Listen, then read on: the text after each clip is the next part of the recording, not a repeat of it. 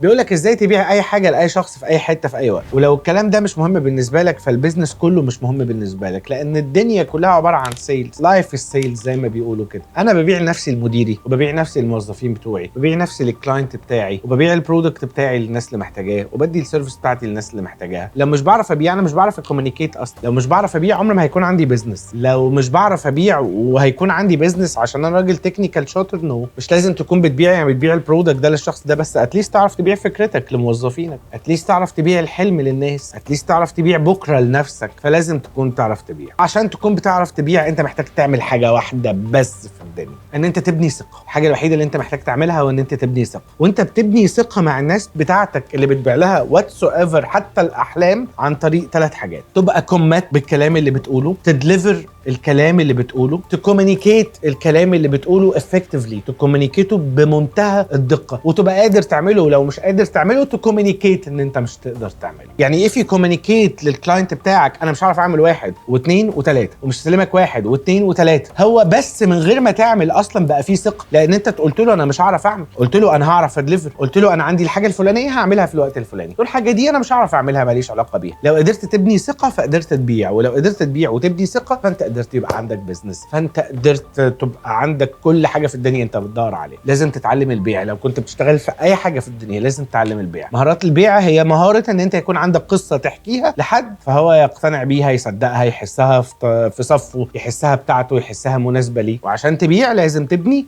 ثقه. لو عجبك الكلام ده اعمل لي كومنتس هنا، هتلاقيني بطلع لك تاني كل يوم.